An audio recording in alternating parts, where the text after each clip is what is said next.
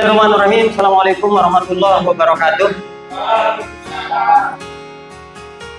Jadi Bapak Ibu Guru, staf tata usaha, Bapak Kepala Sekolah.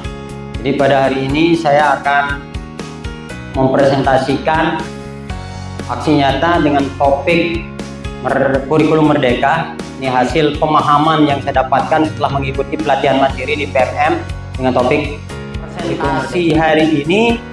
Dan nanti saya akan minta umpan balik berupa seperti yang disampaikan Pak Kepala Sekolah tadi dengan 6 topik. Di topik ini ada 2 modul yang dibahas. Yang pertama yaitu makna kurikulum dalam pendidikan. Yang kedua tentang pembelajaran versi kurikulum merdeka. Ada 2 sub modul dari topik kurikulum merdeka.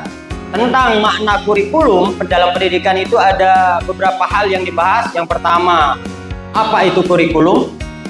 Mengapa kurikulum itu perlu berubah?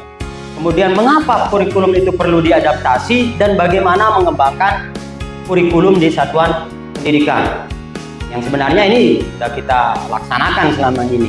Kemudian di pembelajaran versi kurikulum yang dibahas di topik ini adalah tentang prinsip umum pembelajaran, apa itu capaian pembelajaran, dan struktur pembelajaran dengan paradigma. Dari gambar ini mungkin kita sudah tidak asing tentang kurikulum.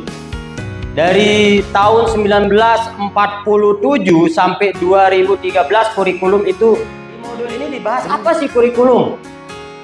Di topik ini, di dalam PMM ini, di penjelasannya tidak dijelaskan secara tegas apa itu kurikulum di modul ini.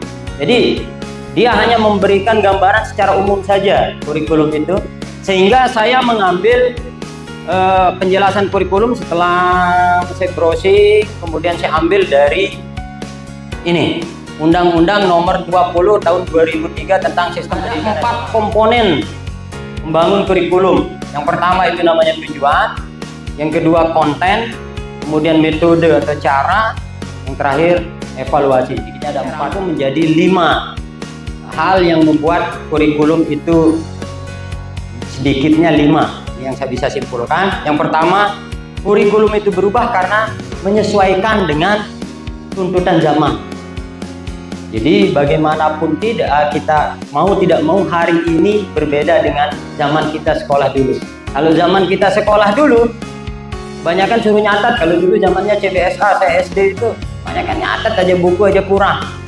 Susah mencari buku. Tapi di zaman sekarang, anak-anak kita mencari informasi, ada yang tidak punya buku, tapi informasi di otaknya banyak.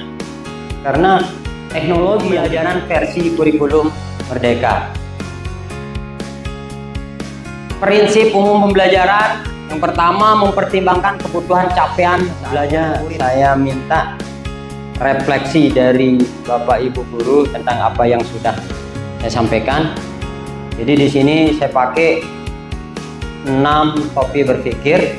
Silakan diisi ini. Tulis nama di atas.